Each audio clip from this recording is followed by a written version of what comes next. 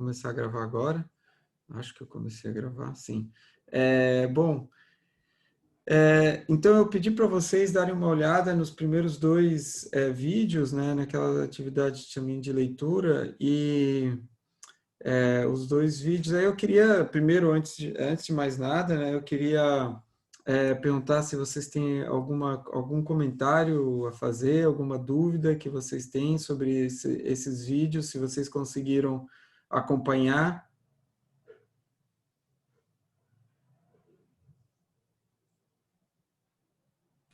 Acho que por mim, pelo menos, tudo bem. Tá tranquilo.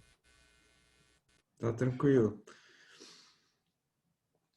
Uma coisa que eu ia comentar é o seguinte, é que quando vocês acompanham esses vídeos, tanto da minha disciplina quanto de outras, em que há deduções, sabe? Eu recomendo fortemente que vocês acompanhem como se vocês estivessem, vamos dizer assim, numa sala de aula, ou seja, que vocês copiem aquilo e pensem sobre os diferentes passos, porque é aí que surgem geralmente as dúvidas, tá? Geralmente na sala de aula a gente pensa, né, mas para que se eu posso, por exemplo, vamos supor, ter as notas de aula já, mas esse processo de você olhar para as equações, acompanhar os passos, copiar, e nesse processo de copiar, você faz uma checagem, né, mental daquilo para ver se faz sentido, né? Então, isso é muito importante, tá? Porque nesse momento surgem algumas dúvidas. Ah, por que ele fez isso, né? Por que ele pegou, passou essa derivada para dentro da integral? Será que pode? E coisas assim, sabe? E são pequenos detalhes que às vezes vocês, vamos dizer assim, aceitam, mas o ideal é vocês questionarem mesmo e perguntarem, mas isso faz sentido? Isso é permitido? Por que isso acontece, sabe? E nesse processo, vocês acabam aprofundando bastante o conhecimento, tá? Então, é a minha sugestão, tá? Vocês acompanharem dessa forma. Bom, esses dois primeiros vídeos, né, eles são... o primeiro vídeo fala do ponto de vista, só para esclarecer, assim, né, o que está sendo pretendido com esses vídeos, né? O primeiro deles eu acho que é evidente, né? A gente está obtendo uma expressão que relaciona o impulso produzido por um foguete com outras variáveis, com a ejeção de massa pelo foguete e também com a velocidade dos gases, de saída dos gases. Uma coisa importante nessa equação, aqui eu vou tentar ver aqui se eu compartilho o meu... Eu vou fazer no whiteboard, tá? Porque eu já vi que com o aplicativo acho que vai dar ruim. Então, a gente tem, né? Deixa eu ver aqui. Tá. A gente tem que F, né? O que eu vou chamar de empuxo, né? É igual a M ponto, assim, no caso mais simples, tá? M ponto... opa, é isso mesmo. M ponto VE, né? Então, uma observação que você tem sobre essa equação é que a dificuldade que você tem, na verdade, assim, ó, você pode olhar para a equação e pensar, poxa, eu posso aumentar o empuxo de diversas formas, né? Eu posso aumentar o M ponto e aumentar V, ou às vezes se chama de saída, né, UE. De qualquer forma, isso não é bem verdade, né? Porque isso eu acho que tem que ficar claro, é que numa configuração, né, de bocal convergente e divergente, o que a gente tem? Isso aqui eu estou tentando indicar um eixo de simetria, tá? Então, você teria a mesma coisa do outro lado, né? Os gases, vamos dizer que entrando aqui, saindo aqui com uma velocidade. Aqui eu estou, claro, simplificando aqui, Mas a ideia aqui é mostrar o quê? Vocês devem ter estudado em escoamentos compressíveis que a vazão máxica ela vai ser limitada pela área da garganta, tá? Então, aqui você tem, né, vamos desenhar aqui o outro lado aqui para não... Aqui você tem uma área de garganta, que eu vou chamar de AT, e é isso, essencialmente, além da pressão na câmara de combustão e algumas condições aqui na câmara de combustão, que vai limitar a vazão máxica, tá? Então, a gente não consegue aumentar arbitrariamente M ponto. Há um limite físico. Por quê? Alguém pode me dizer por que há um limite físico para M ponto?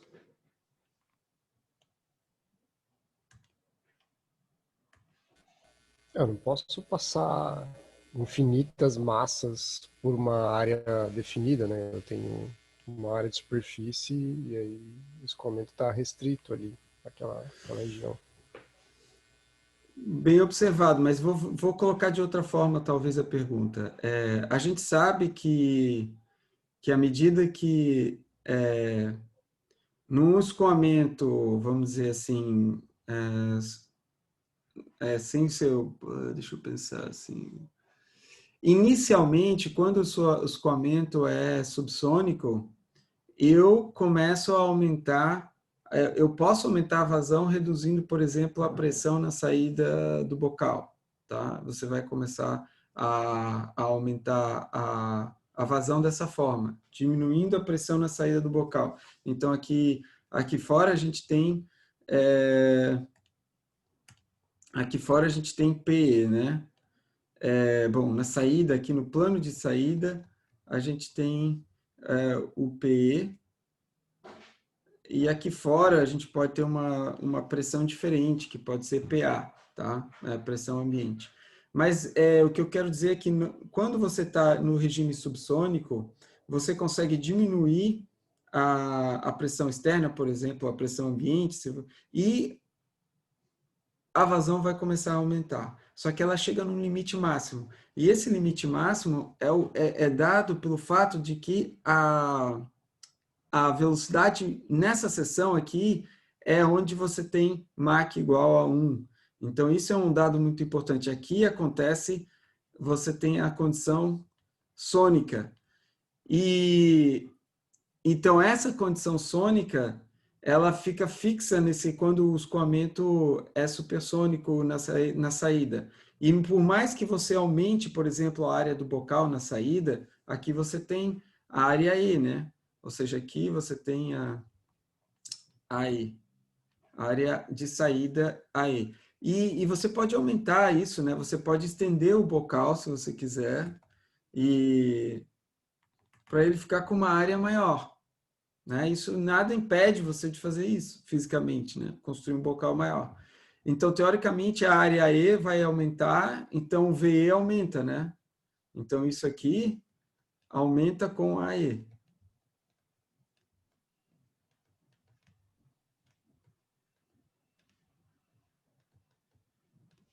E para isso há um limite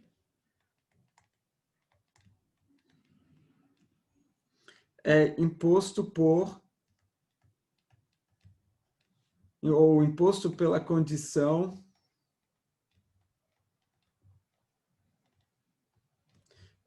de que Mach na garganta, vou dizer assim, é igual a 1 e área da garganta ou seja, e uma vez que o Mach na garganta é conhecido, é 1, a área da garganta vai determinar o quanto de massa, vazão máxima que acaba passando pela garganta, o M ponto, tá? Então, esse é o parâmetro que a gente tem para melhor regular a vazão máxima na garganta. Tem também a questão, ou seja, da pressão na câmara de combustão, das condições na câmara de combustão.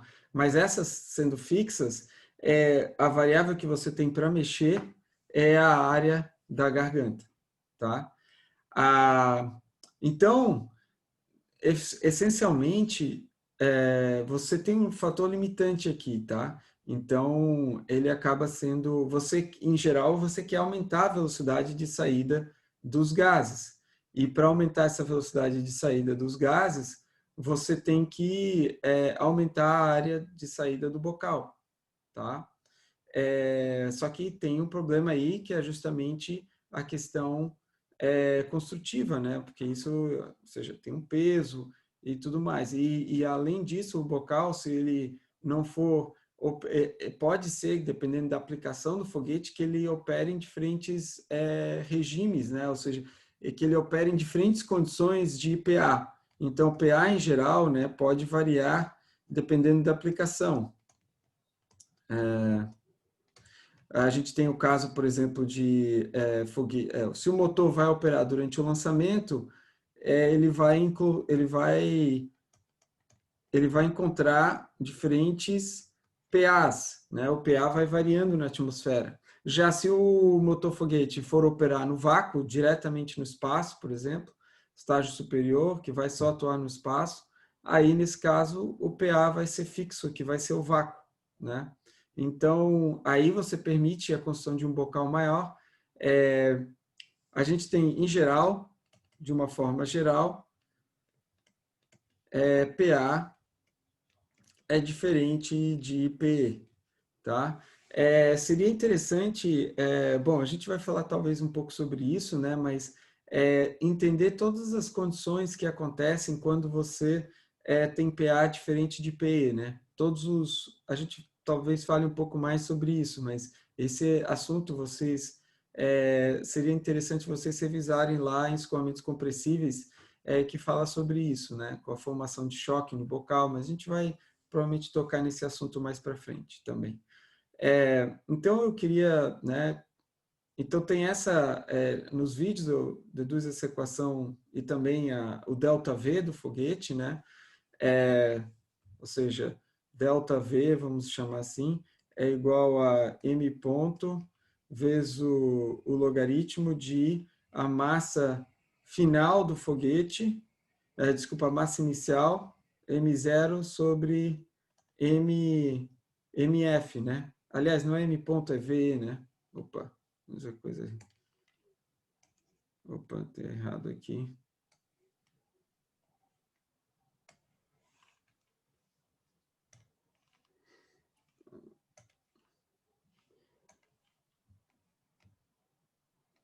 V logaritmo natural de m0 sobre mf. Então, a forma de você acelerar o foguete, de você mudar a velocidade, é através da ejeção de massa, essencialmente, né? Então, essa quantidade aqui vai ser maior do que 1, e você, então, é assim que você aumenta ou incrementa a velocidade do foguete, tá? E, então, a forma como eu mostrei essas equações é uma dedução bastante que usa um pouco a linguagem que vocês aprendem em mecânica dos fluidos. Existem outras formas de deduzir essas equações de maneira um pouco mais simples, tá? Mas eu resolvi usar essa linguagem, já que vocês aprenderam essas ferramentas matemáticas, né? Eu estou vendo aqui que no chat que o Martin falou que que acho que quando o choque está deslocado da garganta. Assim, tem todo um processo que acontece. Você pode pensar o que acontece quando você tem uma redução de pressão, por exemplo. Vamos supor que a gente controla a operação do foguete esquece que tem uma pressão, ou seja, você tem uma pressão na câmara de combustão e você vai reduzindo a pressão externa. O que acontece é que você tem inicialmente um aumento da vazão máxima, ela chega num ponto, mas aí o escoamento é todo subsônico, tá? Até ela atingir a condição sônica na garganta, tá? E aí o escoamento vai acelerando, na verdade. Ele inicialmente, o que acontece? Ele você tem o escoamento acelera na região sônica, na seção convergente, e depois desacelera na seção divergente, porque o escoamento é todo sônico, né? Subsônico, perdão. Aí depois você vai diminuindo a velocidade, a pressão externa. Se você continuar fazendo isso, o que acontece? Eventualmente a pressão vai ser, a condição sônica vai ser atingida aqui, tá? E aí ele vai, ele passa a aumentar, ele atinge a condição sônica e depois continua desacelerando na saída. O próximo disso, tá? O escoamento. Até que aí você vai diminuindo a pressão externa e esse gás aqui, nessa seção, a, na verdade, aí você vai ter justamente a formação desse choque, na verdade, você tem a formação de um choque que aqui próximo da garganta, é inicialmente muito fraco, tá? É muito fraco, é uma onda de compressão, e aí depois ele volta a ser subsônico aqui depois. Aí você vai diminuindo e esse choque vai caminhando para a saída para a saída aqui, tá? Mas inicialmente, o que acontece então? O choque forma muito fraquinho aqui e depois ele vai ficando um pouco mais forte, tá? E vai caminhando para a saída. E depois o choque, o escoamento é subsônico e depois ele continua desacelerando para a saída. Eventualmente, esse choque vai estar aqui na saída, vai estar exatamente no plano de saída do bocal. E aí, você vai ter logo depois a pressão, depois na saída do bocal, você vai ter a pressão externa que você, né, que você impôs, vamos dizer assim. Eventualmente, se você diminuir essa pressão externa ainda mais, aí você vai começar a ter a formação de um choque fora do bocal. Ela vai ser um choque oblíquo fora do bocal, e aí não vai estar mais a pressão, você não vai ter mais choque dentro do bocal. O choque vai sair para fora e vai ser um choque oblíquo, tá? E você vai eventualmente diminuindo essa pressão externa até você chegar à pressão que você teria, até a pressão natural quer dizer, a pressão que você obtém aqui, PE, na saída. A pressão, digamos assim, de projeto, que é determinada pelo tamanho do seu bocal. E aí o choque desaparece, o choque oblíquo que você teria aqui, ele sai e você tem a expansão ótima, né? Ou seja, você expande os gases até a condição que o seu bocal permite, vamos dizer assim. Então, até esse processo todo acontecer, o teu bocal estava, na verdade, era um bocal dito, na verdade, Subexpandido? subexpandido, peraí, subexpandido, Acredito que né? seja subexpandido. Superexpandido é quando ele Subexpandido. tem, além Isso. da região do bocal, ele forma uma, uma região de pluma, porque a pressão atmosférica é bem menor do que a pressão de saída da área do bocal. Mas o que eu quis Nesse... dizer é com relação à pergunta da Laura lá, que se ele pode sair de supersônico para Ah, tá. sônico, né, subsônico. Acredito que, por exemplo, quando eu tenho uma oscilação no meu fluxo de massa ali na entrada do bocal, é porque a garganta não é um ponto assim, pelo menos em questões de projeto você até pode, né, projeto conceitual você pode considerar a garganta como sendo uma linha, né, uma região, uma área específica. Mas na verdade no projeto real você tem toda uma dimensão ali em que pode ocorrer o choque, né? Então, se eu tenho, Isso. por alguma anomalia no fluxo de massa, um aumento do fluxo de massa, o choque pode ser formado antes da garganta. E aí ele sai de uma condição sônica para subsônica, porque eu ainda vou estar comprimindo, né? A região da garganta ainda vai estar comprimindo o escoamento e ele vai perder energia. E aí mata por um pouco, pelo menos, o escoamento. Aí você tem uma falha no motor. Pelo menos é o que eu, Certo. é o que eu Não, interpreto. de fato, essa análise aqui, ou seja, essas considerações que eu estou fazendo, considerando assim uma situação, vamos dizer, perfeita, que você não está considerando, por exemplo, escoamento viscoso, isso também vai ter uma influência, né? O crescimento de camada limite vai ter uma influência, por exemplo, na região em geral, assim, na real, essa região aqui, a gente geralmente fala que a linha de Mach é assim, ó, uma retinha, mas não é, na verdade ela é meio curva, assim, tá? É a linha de Mach igual a 1, tá? Não é exatamente... eu acho que ela é deslocada um pouco aqui para a região maior do que a região mínima, tá? E então isso tem a ver também com esses efeitos que você mencionou e, claro, que a situação transiente de operação, ela é bem mais complexa, né? Não é tão fácil você analisar. Então eu estou aqui fazendo, claro, uma consideração de que tudo está muito simples, né? Muito simples. É, então, na verdade, só voltando ali para o que eu estava falando anteriormente, né? Essa condição onde você tem primeiro a formação, quando você tem a pressão, porque o que acontece aqui? Se você tem a formação de um choque aqui fora, né? Vamos dizer, se você tem a formação de choque aqui fora da região do bocal, o que acontece? Você tá expandindo até uma certa pressão, tá?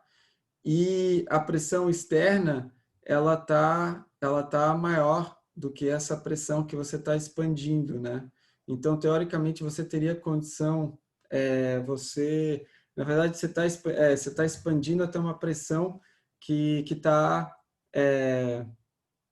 você está justamente com esse bocal, ele tá super expandido, né? Porque De você fato. expande ele. Hã?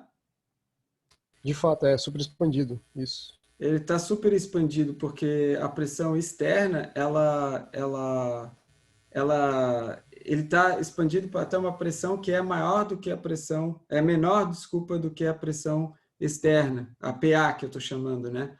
PE é pressão na saída, não é pressão externa. Então, a pressão na saída, ela vai ser menor do que a pressão ambiente. Então, o bocal está super expandido.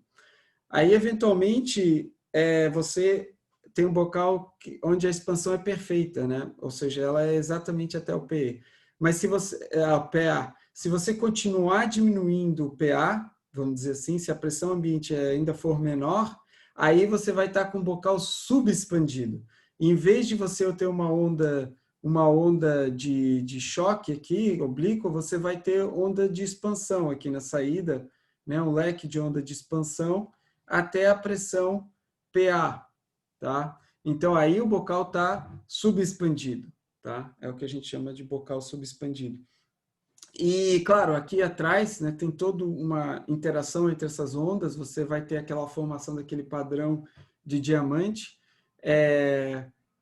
mas isso pode acontecer tanto para um bocal subexpandido quanto para um bocal superexpandido. O padrão vai ser um pouco diferente, você tem que olhar com cuidado para ver se o bocal está superexpandido ou subexpandido, mas você pode, em geral, identificar. E outra questão que é muito interessante, vocês conseguem ver essa mudança, várias etapas assim desse processo, quando vocês olham o lançamento, tá? Então, se vocês olham os vídeos de um lançamento, vocês vão ver primeiro o bocal super expandido, né? E depois vocês começam a ver, fica muito evidente quando a pluma do foguete abre. E quando essa pluma abre, você está nessa condição justamente de o bocal subexpandido, tá? Então, a expansão, o restante da expansão acontece fora do bocal. Por isso que a pluma abre, e abre bastante, né? Principalmente quanto mais alto na atmosfera, mais essa pluma vai abrir, tá? A gente depois vai ver como que você pode, por exemplo, otimizar a saída do bocal, a área da saída do bocal para ter, vamos dizer, melhorar a eficiência do bocal em toda a trajetória de lançamento, tá? Assumindo, claro, várias simplificações, mas a gente consegue obter uma expressão para a pressão na saída, que efetivamente vai determinar a área de saída do bocal, né? Porque essas duas coisas são relacionadas, diretamente relacionadas, né? Pressão na saída e área na saída, o PE e o AE estão diretamente relacionados. Então, você consegue achar uma expressão matemática para otimizar PE, otimizar a eficiência do teu bocal ao longo da trajetória dele, tá? Então, depois a gente vai falar, eu vou postar uma aula sobre isso. Bom, então, esses dois, eu não sei se tem alguém gostaria de falar alguma coisa, tem mais algum comentário a fazer?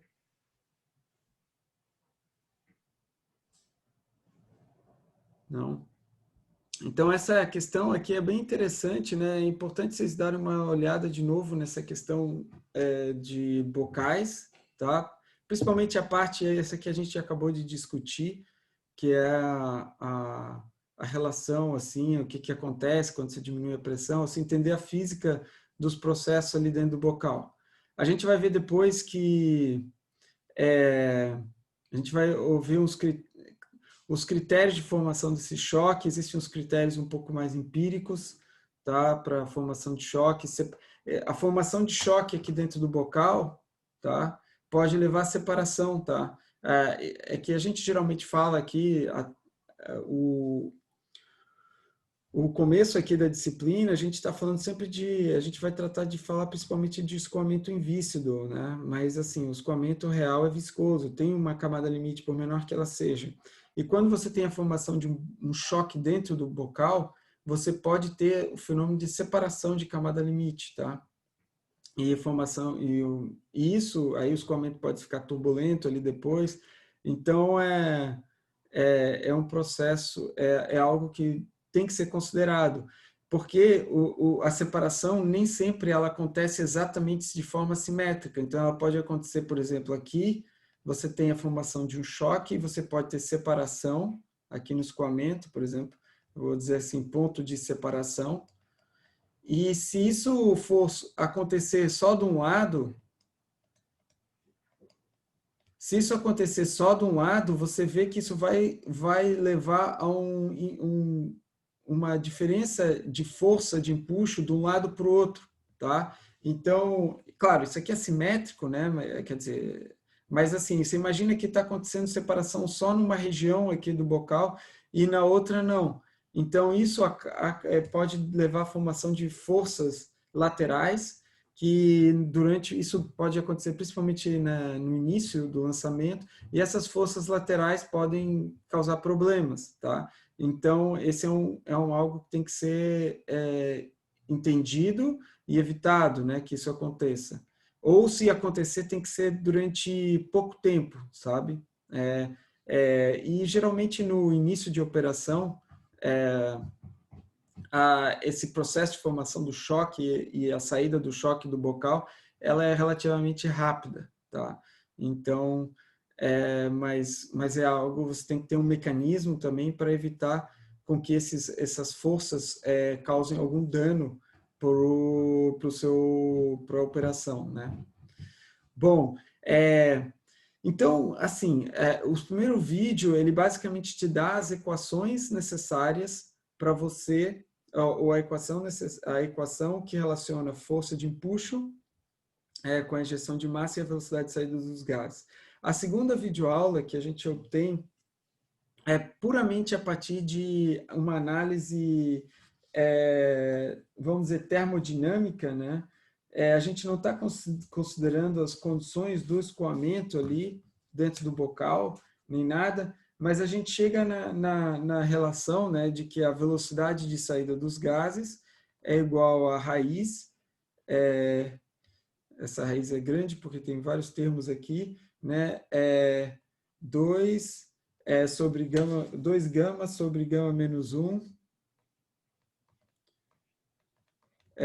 Eu vou colocar aqui a constante universal dos gases, eu vou colocar com essa letra aqui meio estilizada aqui, sobre a massa molar, 2 gama R. Aqui eu tenho a temperatura na câmara de combustão, TC, eu vou chamar de TC. Aqui eu tenho 1 menos PC sobre PE,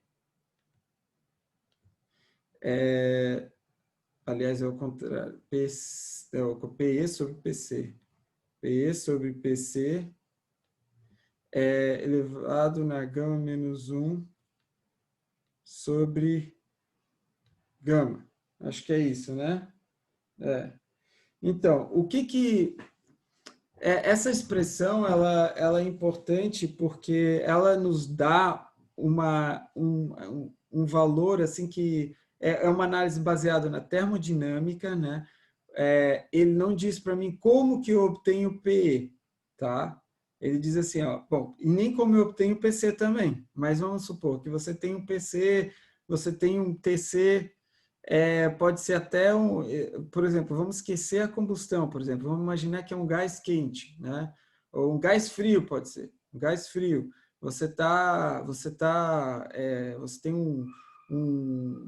você acopla, por exemplo, um vaso de pressão num bocal, tá? Então você tem um vaso de pressão que você colocou ali gás frio, sem combustão, aí você tem uma condição conhecida, né? TC e PC. Mas o PE, ele não te diz exatamente como você obtém, né? A gente não, quando a gente deduz essa expressão aqui, em nenhum momento você pensa na existência do bocal necessariamente. Você simplesmente diz, a pressão na saída é tanto, né? E aí, qual que vai ser a velocidade de saída dos gases? Essa expressão, essa equação, que é uma baseada na condição que você tem de, basicamente, de escoamento adiabático, né? Você obtém essa expressão. E você também, acho que tem que considerar que o escoamento também é isentrópico para relacionar a temperatura com a pressão, né, ao longo desse processo. Então, efetivamente, você está dizendo que o escoamento é isentrópico também, tá? Ou seja, adiabático e reversível, né? E o que essa expressão te dá, então, é essa consideração termodinâmica, tá? Ela não analisa a questão mecânica, dinâmica do escoamento. E isso é o que a gente vai ver, começar a ver a partir da semana ou seja, a partir das próximas tarefas, que é a relação velocidade e área, e depois a gente vai estudar a geometria do bocal. Então, a relação de velocidade e área, que é o próximo vídeo que vocês devem assistir, que eu vou passar, ele basicamente deduz qual que é a relação que existe entre a variação de área e variação de velocidade ou de número de Mach, tá? Então, basicamente, essa relação. Então, a partir dessa relação, você consegue achar, então, eu vou até escrever aqui, então, essa equação não considera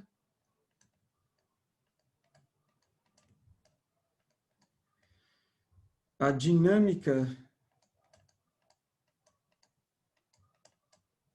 do escoamento.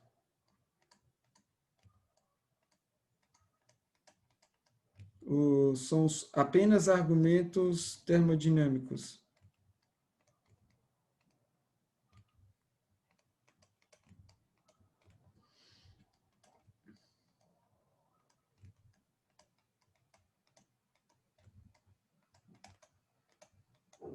Tá?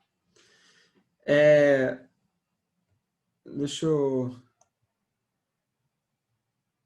mudar aqui que eu tô escondendo uma parte aqui do... A relação velocidade-área, que é o próximo vídeo,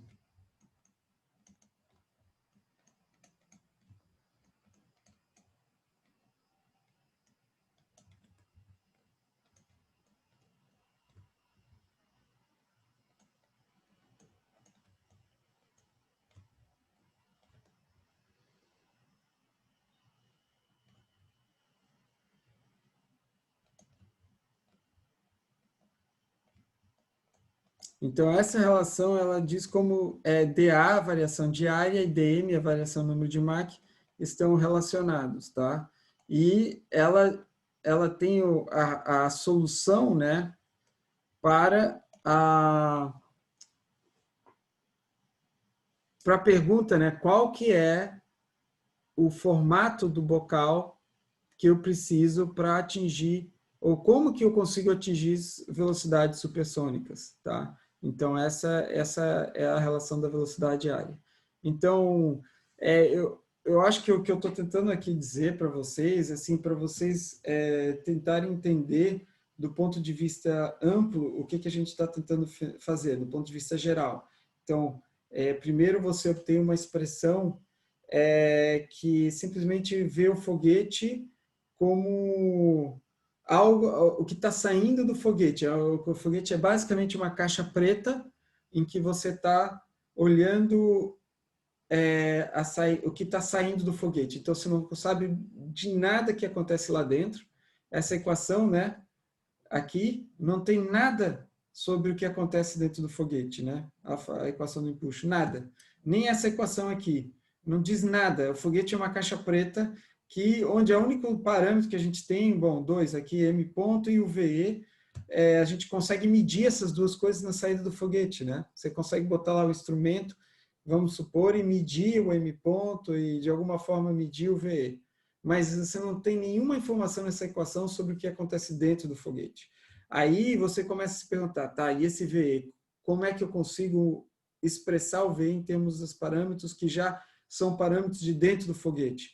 Aí você obtém o VE, essa equação que é obtida a partir de parâmetros termodinâmicos, né?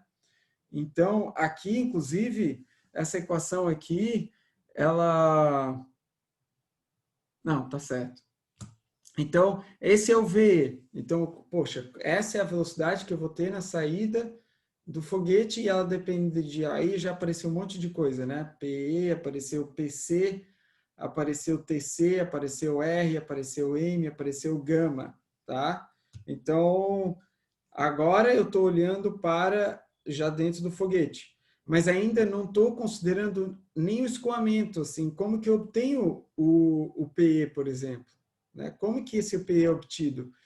Que está relacionado com a área de saída, né? Como eu mencionei. Aí você entra para a relação de velocidade-área. E essa relação velocidade-área já é uma simplificação. Ela assume escoamento quase 1D, invícido, tudo bem. Ela tem suas simplificações, mas ela já consegue te dar um parâmetro geométrico para você obter essa saída, essa velocidade desejada.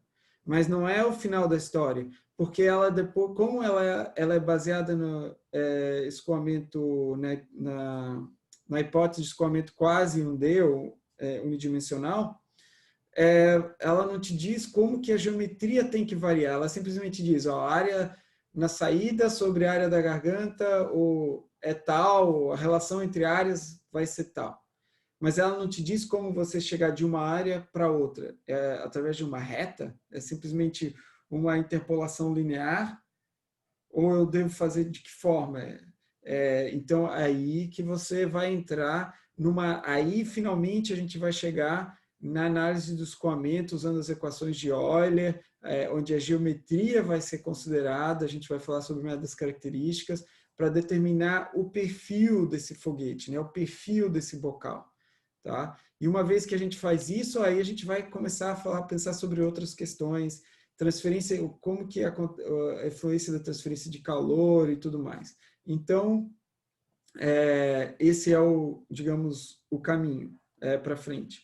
Uma coisa que eu queria mencionar também para vocês nessa expressão aqui, VE, então a gente começa a ver algumas coisas que são importantes, são evidentes, né?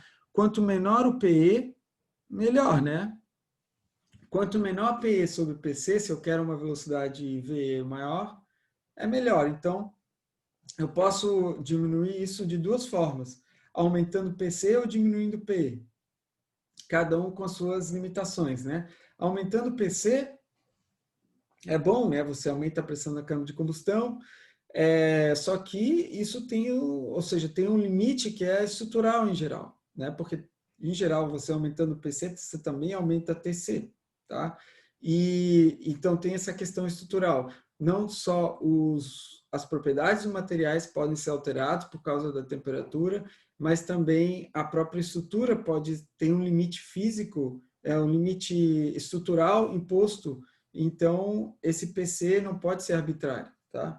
E da mesma forma, o PE também não tem um limite, né? Bom, o limite físico para o PE é a condição de vácuo, né? É a condição de vácuo, esse é o limite. Mas mesmo se você não tiver condição de vácuo, você vai ter problema se a PA não for, se a pressão externa for, se o seu bocal for super expandido e tudo. Então, não necessariamente o PE é uma, ou seja, tem essa questão da região do regime de operação também, ou seja, das condições de operação externas ao bocal. Mas, em geral, o PE você aumenta também aumentando o tamanho do bocal. Isso também tem limitações, porque, enfim, mesmo que você opere no vácuo, você não vai fazer o seu bocal tender a infinito, né? Porque não, não preciso nem dizer porquê, né? Mas essa é a limitação também você tem no PE. E, por exemplo, mas aí você vai perguntar, e onde entra, por exemplo, as propriedades do gás? As propriedades do gás entram na massa molar do gás, porque isso aqui é a constante universal, então, teoricamente, né, universal para todos os gases. E você tem a massa molar aqui, você também tem o gama, né, que é a razão de calor específico. Aqui a gente está considerando que o nosso gama é conhecido, e é fixo, tá? Então isso também é uma simplificação, tá? Mas vamos começar pelo mais fácil, né? Então, assumindo que o gama é constante, CP sobre CV é constante, a massa molar, né? Essa equação diz para a gente que a massa molar, quanto menor, em tese, melhor, porque você, então, gases leves, em tese, são melhores, então, para o VE, tá? Só que tem e o gama, se a gente analisar essa expressão, em geral, o gama, o valor menor de gama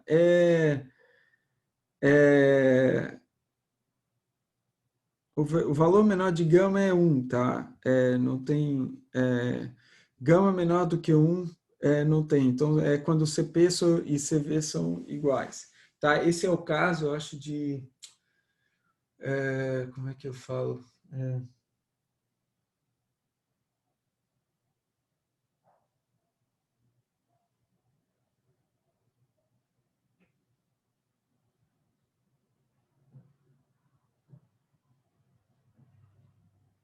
Esqueci a condição exata. Mas tem uma condição termodinâmica quando que é obedecida quando para que você tenha gama igual a 1. Tá? Mas aí o gama igual a 1 gera... Em geral, gama vai ser maior do que 1, tá? E quanto maior for a massa molar, menor vai ser o gama.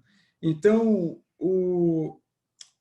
em geral, você quer, na verdade, quanto ao contrário. O gama do ar é 1,4 e em geral, quando você um gama maior vai, se não me engano, significar em geral, você quer que o gama seja pequeno. Agora me peguei agora, não lembro se é o gama se é o gama que dá maior ou menor. Deixa eu pensar aqui antes.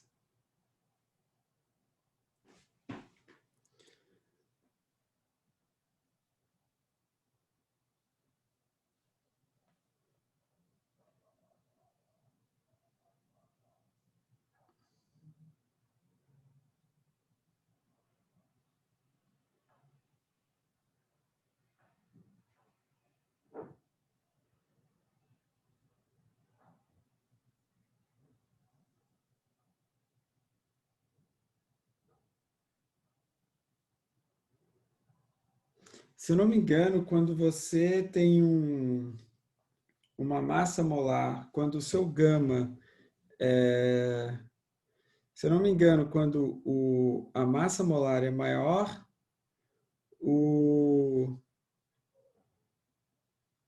gama tende a ser menor, se eu não me engano. Em geral, você quer um gama...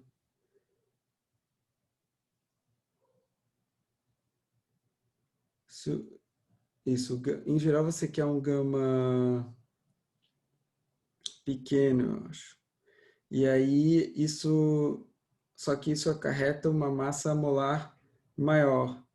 E, no final das contas, o efeito da massa molar é mais importante. Então, o efeito do gama vamos dizer assim, secundário, tá? Então, em geral, você dá mais ênfase para a questão da massa molar do que do próprio gama, tá? Então, a massa molar acaba sendo mais relevante, tá? Do que o valor do gama, tá? Então, as duas coisas estão meio que relacionadas. A outra questão que também essa equação, né? Se vocês lembrarem, o CP, deixa eu dar uma página aqui. Ali aqui, bom, deixa eu ver se eu consigo escrever aqui para não perder isso aqui. Veja, CP é justamente... Opa! Cadê? Tem alguma coisa aqui no meu... Fugiu aqui, ó. Ah, tá aqui, achei. A gente tem uma coisa aqui, ó. Se a gente olhar para essa expressão, a gente tem que CP é igual a gama, R do gás, né? Vou colocar aqui R normal, sobre gama menos 1, tá? Então, isso aqui tudo, ó, gama R sobre gama menos 1, M, isso tudo aqui, ó, é o CP. Então, isso aqui é igual a CP. Então, você vê que no final das contas, o que é importante é o CP. Então, você quer um CP alto. Tá? CP alto vai te dar uma velocidade de saída dos gases mais alta. Então, o CP talvez é uma forma mais... É mais fácil pensar em CP, porque CP reúne tudo isso. Tá? Tem um livro, aliás, já vou recomendar, tem um livro que a gente não vai, nessa disciplina a gente não vai conseguir falar muito sobre propelente, assim, do ponto de vista assim, mais detalhado sobre a física, ou seja, composição de propelentes e tudo. A gente vai falar bem por cima disso, tá? Mesmo porque não é uma limitação minha também, e também tem a questão do tempo, né? Eu acho que precisaria um curso assim só para estudar isso. Mas tem um livro que eu recomendo, se vocês conseguirem ver. Eu não tenho livro físico, eu consegui ver uma PDF desse. Não é um livro técnico, mas é um livro que fala sobre que fala muito sobre a origem a, a pesquisa na área de propelentes, que chama-se Ignition.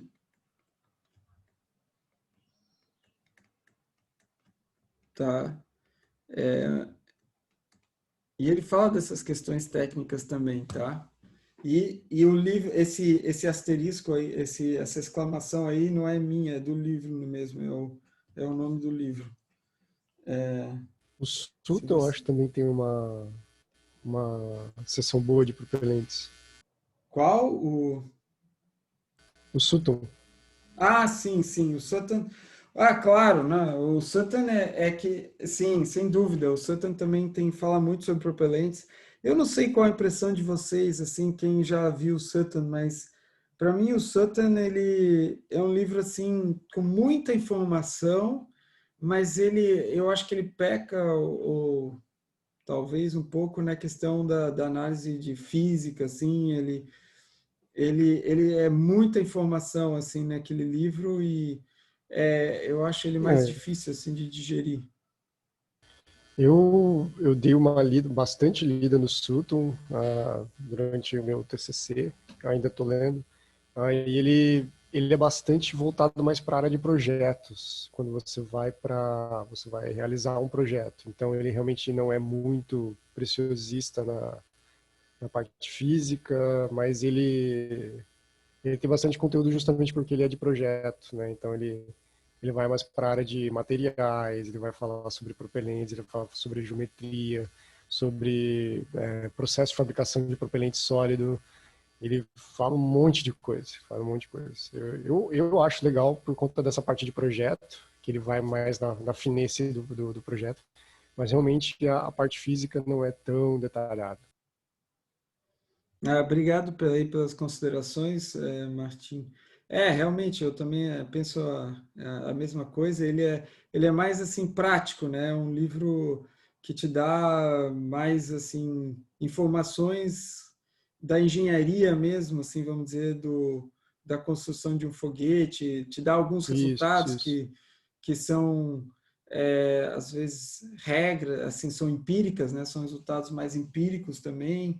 É, mas sem dúvida assim para quem vai realmente colocar a mão na massa e tentar construir alguma coisa é, é um recurso muito valioso, né?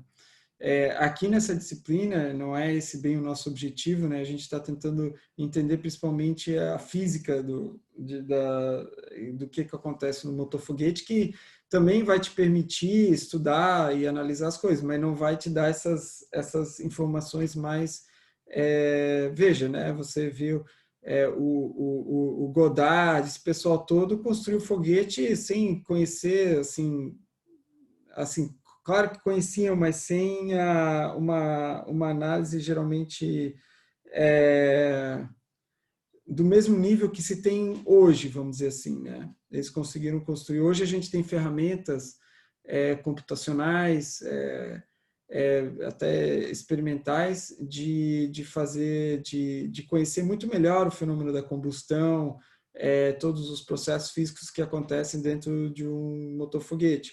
Na época que eles fizeram o Saturno, por exemplo, eles não tinham essas mesmas ferramentas, mas eles resolviam os problemas, só que eles faziam muito mais teste, muito mais ensaio, né? Então, o custo de desenvolvimento também foi bem maior, né? Hoje você consegue, com essas ferramentas que foram desenvolvidas ao longo do tempo, né? Você consegue reduzir esses custos de testes, de construção de protótipo, porque você não precisa fazer tantos, né? Você faz menos, porque você estuda mais o processo do ponto de vista assim numérico e você lida com os problemas nessa etapa, que é menos custosa, para depois você pegar os seus melhores candidatos, vamos dizer assim, para a solução dos problemas técnicos e levá-los adiante, tá? Então, eu penso dessa forma, tá?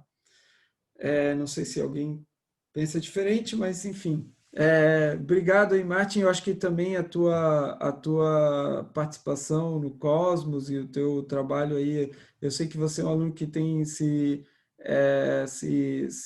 debruçado sobre essa questão de motor foguete por bastante tempo. Qualquer experiência que você e outros também que estejam aqui quiserem trazer contribuições, por favor, eu acho muito valioso isso, tá?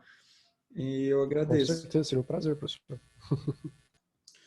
Então é isso.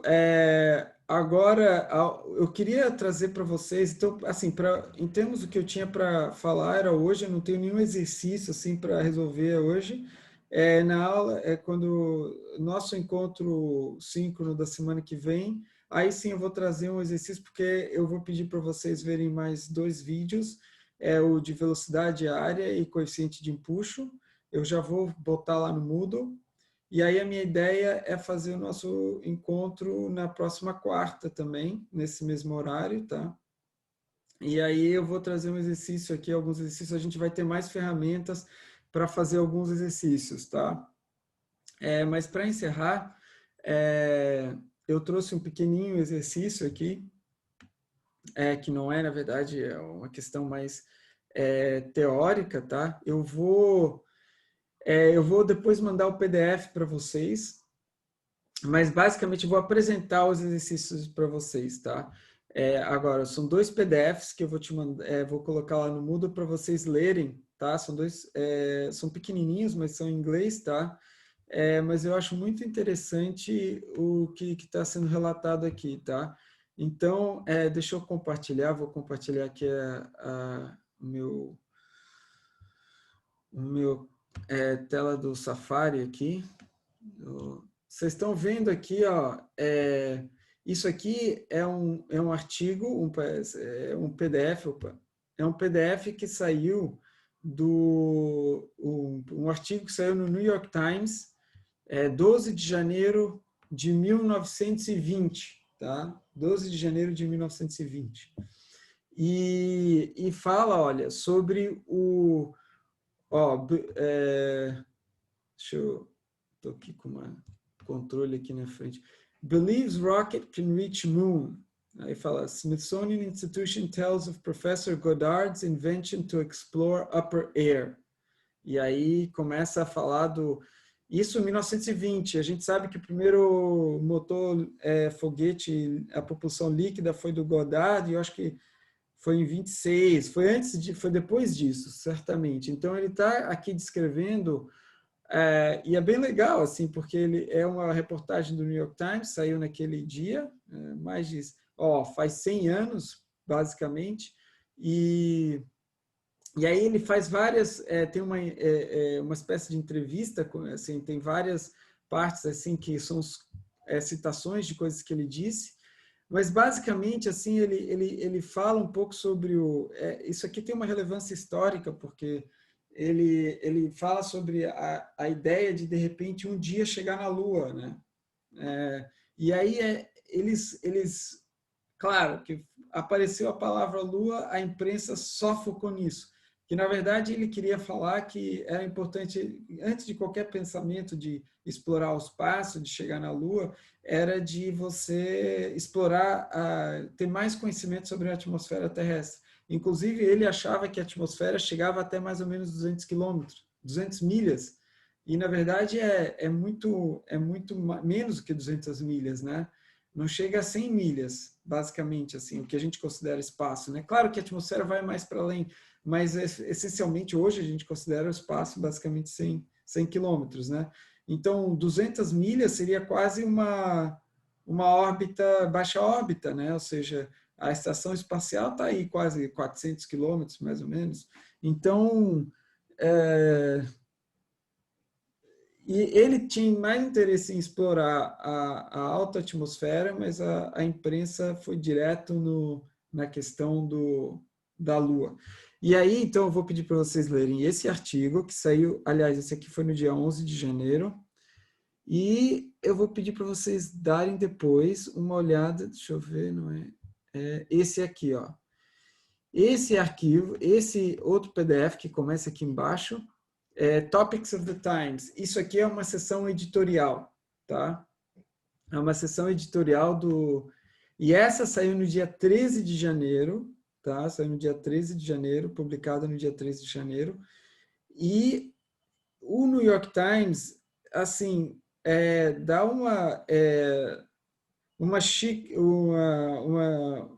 basicamente descredita o Goddard, critica ele, porque diz que ele não entende basicamente de princípios básicos de física, assim. Então eles duvidam da capacidade do conhecimento dele e na verdade eles estão cometendo um erro aqui, né? Um erro grave. E aí eu queria que vocês dessem uma olhada nisso, nesse artigo aqui, porque eles fazem uma crítica, his plan is not original, a severe strain on credulity, na credibilidade dele, e aí eles falam aqui, em algum lugar aqui, aqui, que termina aqui, né? Deixa eu ver aqui, onde que fala? Agora eu não lembro se... Não, isso é outra coisa. Mas em algum lugar aqui eles falam basicamente que ele não... tá aqui, ó. His plan is not original. Aí eles falam, the Professor Goddard with his chair, né? Ele tinha a cátedra, né? In Clark College and countenancing of the Smithsonian Institution does not know the relation of action to reaction and of the need to have something better than a vacuum against which to react. To say that would be absurd. Of course, he only seems to lack the knowledge ladled out daily in high schools. Então, basicamente, ele está dizendo, o New York Times diz, esse professor está louco, ele não entende nem a física básica que é ensinada no ensino secundário, né, no ensino, o segundo grau. Então, a crítica aqui é que o foguete não funcionaria no vácuo porque você não teria, pelo princípio de ação e reação, você não teria como impulsionar algo contra o vácuo. Então, essa é uma ideia, porque no vácuo não tem nada, né? Então, a ideia basicamente é o seguinte, imagina você saltando do chão, né? Quando você salta do chão, você empurra o chão para baixo e o chão te empurra para cima e você sobe. A ideia que o New York Times está apresentando é mais ou menos assim que funciona um foguete, ou seja, os gases de exaustão empurram o ar externo para trás e o ar externo empurra o foguete para frente. Esse, pelo menos, é o que pensa o New York Times, né? Então, e eles estão criticando, escrevendo esse editorial criticando o Goddard. Então, aí eu quero que vocês reflitam sobre isso e digam, pensem e apresentem uma ideia ou justifiquem por que o New York Times, que claramente está errado, por que está errado, mas eu quero que vocês façam isso, não precisa usar equação, é só por palavra mesmo dizer, olha, não está certo por isso ou por aquilo, tá bom? Aí eu vou postar esses 2 artigos lá e depois vou postar um terceiro artigo que saiu quando o homem chegou na Lua, que o New York Times se retratou assim pelo erro que eles cometeram com Goddard lá em 1920 e esse artigo saiu em 1969. Então achei bem interessante assim do ponto de vista histórico isso e também tem um pouco aí de física aí no meio. Tá bom, pessoal? Eu acho impressionante, assim, tipo, o cara joga que talvez dá, né, para fazer, ó, temos conhecimento para fazer ir até alta atmosfera, né, upper air, e aí 40, 50 anos depois a galera já tá na Lua. É um negócio muito absurdo. É impressionante mesmo. Se você pensar bem, o nosso programa espacial já começou mais ou menos mais ou menos 50 anos atrás, o Brasil, né? E a gente não tem um lançador ainda. Então, O projeto foi engavetado já, né, do VLS. Eles estão indo pro VLM é, agora. Mas é que, cara, para mim é muito claro que não há como você fazer um projeto de lançador e concluir sem investimento continuado ao longo do tempo. Não pode ser uma coisa de, esse presidente gosta, aquele não, esse presidente dá. Tem que ser, se a sociedade brasileira acha que isso é importante. Esse, no final das contas, eu acho que isso aí, não sei se vocês acompanharam uma, uma live que a professora Thalita organizou estava um pessoal tinha um cara da Visiona, acho que é não sei se é o CEO da Visiona, tinha também um pessoal de São José dos Campos, da Fibra Forte também. Aí tem um outro cara lá que era do Parque Tecnológico lá de São José dos Campos. Se vocês não viram essa live que saiu, tá lá na página da Engenharia Aeroespacial lá de Joinville. Inclusive tem o Edemar Morsch, né, quem foi ex-aluno nosso, né, ele participou aí do Floripa Sat, né, desse lançamento, da construção e também do Serpens, alguns anos atrás. E eles falam, né, uma coisa que um dos convidados lá falou, acho que era o cara lá do Parque Tecnológico de São José dos Campos, esqueci o nome dele, mas ele disse uma coisa que é muito verdade, assim, para você conseguir realmente levar o programa espacial para diante, você precisa, de alguma forma, sensibilizar a população em relação a isso.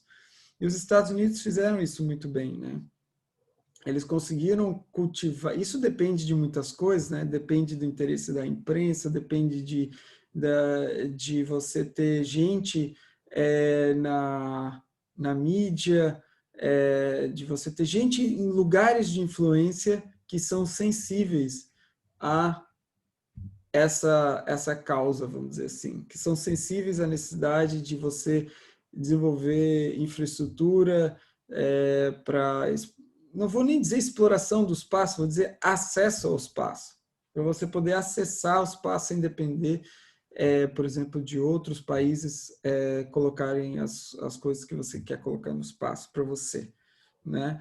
Então, essa sensibilizar a população é uma tarefa difícil, mas é possível, né? Eu acho que, no final das contas, outros países estão fazendo um pouco isso pela gente, né? Ou seja, o próprio você vê, tem lançamento hoje, essa questão dos lançamentos, né, comerciais tem aumentado bastante o número de lançamentos, então você está tendo empresas como SpaceX, como outras, né,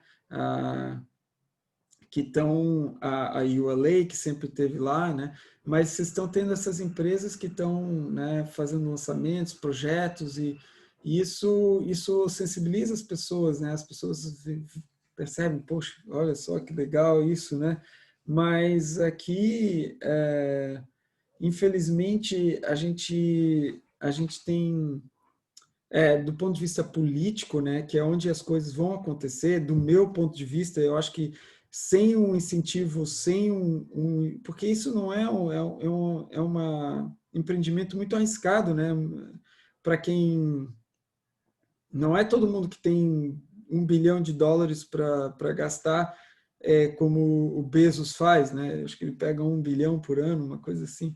E não é todo mundo que tem essa grana, né? Quase ninguém. Então, o governo tem essa grana. Então, o governo pode, mas infelizmente, ao longo dos anos, ao longo do tempo que a gente vê, são um financiamento muito irregular para o programa espacial. Então, tem anos que você tem períodos que você tem bastante investimento, tem períodos que o investimento cai, e geralmente é baixo, né, comparativamente com outros países. Mas tem aí exemplos, né, como a Índia, que investiu muito na questão da educação, vamos dizer, de uma elite intelectual, mas eles têm um grande número de pessoas, né? Um país muito grande, então eles conseguem ter um grupo significativo de pessoas bem capacitadas, e além disso eles investem também e com menos recursos assim que muitos outros países estão conseguindo feitos bastante significativos assim na exploração espacial. Então eu assim como brasileiro olharia mais para esses casos assim do tipo Índia, a China talvez antes, mas hoje a China é muito poderosa, né? Mas talvez outros países como China, por exemplo, Índia, que conseguiram ou conseguem ter um programa espacial bastante relevante, né? Eu acho Talvez que, no fundo... Pode falar, só Martin. um apontamento também, não necessariamente por ter uma grande população, mas também recentemente a introdução da Arábia Saudita nesse mercado que eles lançaram o seu satélite para Marte e tudo, né, o Hope, justamente, e com uma equipe extremamente nova, né, a média de idade das pessoas que trabalhavam no projeto é de 30 anos. Então, aqui a gente ainda acha que só gente velha que pode trabalhar com a área espacial, e lá tem uma equipe de adolescentes, praticamente, assim, trabalhando com ciência espacial. E é uma população extremamente pequena, né? A Arábia Saudita. É verdade. E também, claro, eu acho que esse projeto da Arábia Saudita também tem a participação de cientistas e pesquisadores estrangeiros também, se não me engano. Mas, de toda forma, é extremamente válido, né? E eu acho que também um problema do nosso programa é a ênfase que ele teve durante muitas décadas de ser essencialmente um programa militar. Então, isso dificulta muito. Primeiro que você não explora você deixa de explorar toda a questão do civil, né?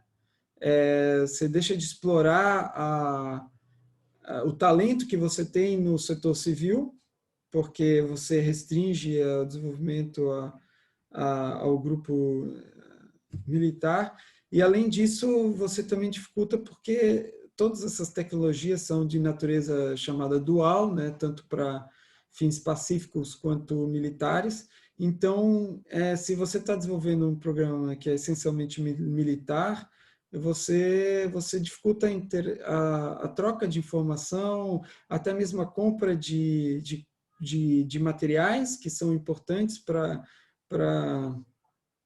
que às vezes a gente não tem no nosso país, a gente tem que importar, só que a comercialização desses materiais são restritos e isso dificulta mais ainda se você só tem, se você claramente o programa é militar, né? Então isso é um grande, eu acho que é um entrave, né? Essa situação mudou um pouco, eu acho que desde a criação da AEB, na década de 90, né? 94, acho que foi a criação da IB, e que é teoricamente né? É para ser uma entidade civil, né? Hoje, assim, quem está no comando da IB é militar, né? Mas é um organismo, é um órgão civil, né? É um órgão civil.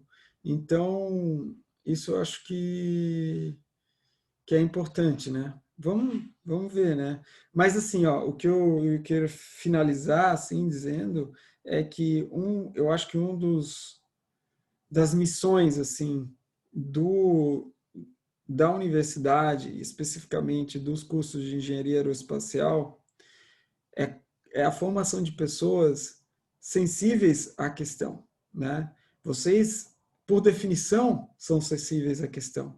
E vocês, e ao longo do tempo, né, talvez nem todos vocês atuem na área, a vida nos leva por caminhos tortuosos. Eu nunca imaginei que estaria hoje dando aula num curso de engenharia aeroespacial, mas amanhã muitos de vocês podem estar em posições de influência, em posições onde tenham a capacidade de sensibilizar ou atuar diretamente, né, na promoção de um programa espacial, de um programa para desenvolver todas essas questões.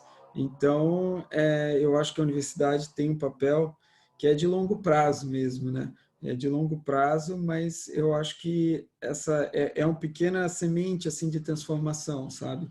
Que eu sempre, quando me envolvi com esse curso e lá no começo assim, da minha carreira como docente também, é justamente pensando assim para muito longo prazo, sabe? Para que mesmo porque a história né, a nossa participação na história ela é um período muito pequeno, né?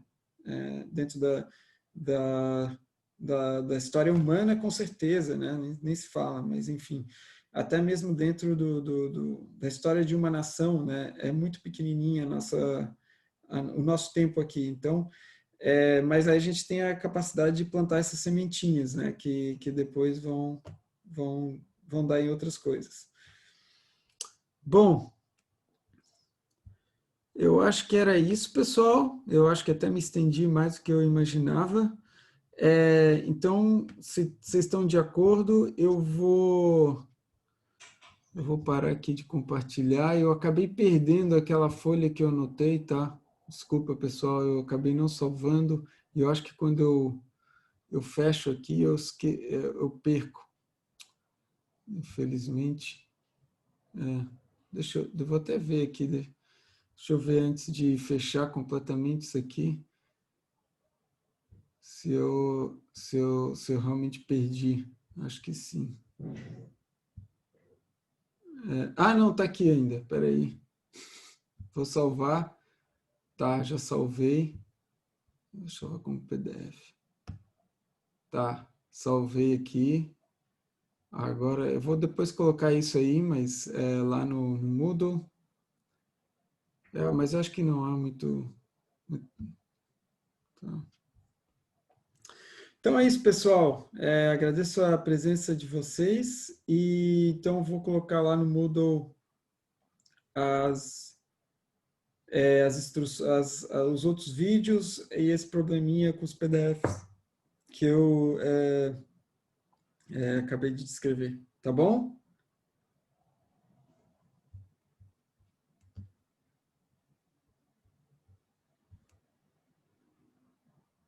Ok, pessoal. Perfeito, Então, excelente. tá certo, então. Obrigado aí pela atenção de todos. Até semana que vem. Bons estudos. Até. Bons estudos, Falou, bom dia. professor, até mais. Tchau.